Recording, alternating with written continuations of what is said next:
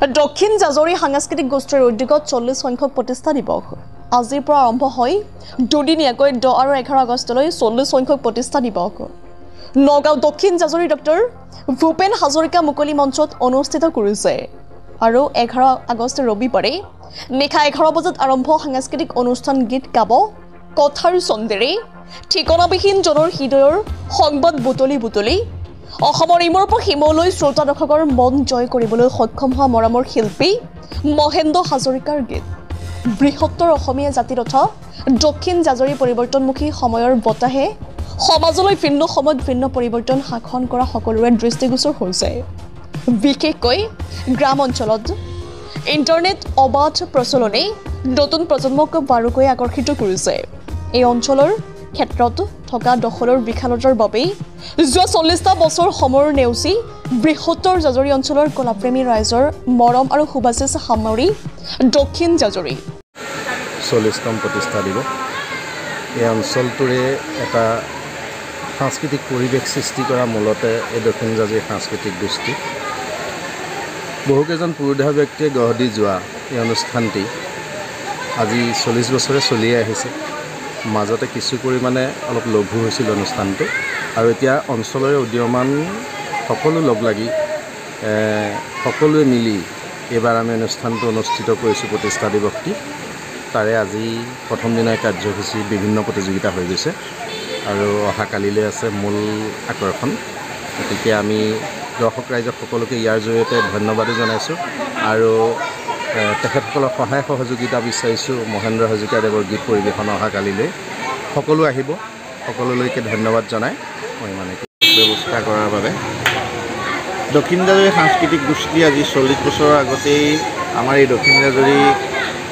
অঞ্চলৰ কেইবাজনো পুৰুধা ব্যক্তিৰ প্ৰচেষ্টাত জন্ম লৈছিলে তেখেতসকলৰ বহুকেইজন বৰ্তমান আমাৰ মাজত নাই তেতিয়াৰে পৰা এই 40 বছৰ আমাৰ ইয়াত বিভিন্ন অনুষ্ঠান চলি আহিছে বিশেষকৈ আমি সদৌ অসম নৃত্যৰ একাংকনাত প্ৰতিযোগিতা আৰু সাংস্কৃতিক অনুষ্ঠান আমি বছৰজোৰা কাৰ্যসূচীৰে পাতি আহিছিলোঁ আজি 5 বছৰমান ধৰি আমাৰ কিছু খেলি মেলি হোৱাৰ কাৰণে আমাৰ অনুষ্ঠানটো অনুষ্ঠিত হোৱা নাছিলে সেই কথাকে ভাবি আমি আকৌ এইবাৰ আমাৰ স্থানীয়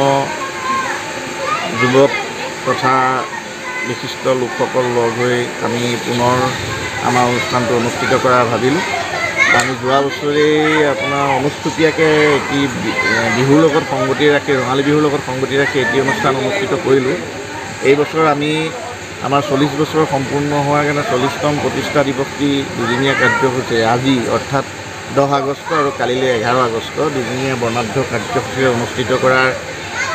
যোজা কৰিছিলোঁ আজি প্ৰথম দিনা ইতিমধ্যে আমাৰ পতাকা উত্তোলন শ্বহীদ তৰ্পণ বৃক্ষৰোপণ আৰু লগতে চিত্ৰাংকন প্ৰতিযোগিতা শেষ হৈছে আৰু আমি এতিয়া ভূপেন্দ্ৰ সংগীত প্ৰতিযোগিতা অনুষ্ঠিত কৰিম কিছু সময়ৰ পাছতেই ইতিমধ্যে আমাৰ নামভৰ্তি চলি আছে ইয়াৰ পিছতেই আজি সন্ধ্যাবেলালৈ আপোনাৰ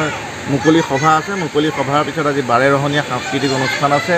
এই 12ৰহণীয়া সাংস্কৃতিক অনুষ্ঠানত আমাৰ কৃষ্টি সংস্কৃতিৰ লগত জড়িত কেইবাটাও অনুষ্ঠান অনুষ্ঠিত কৰা হ'ব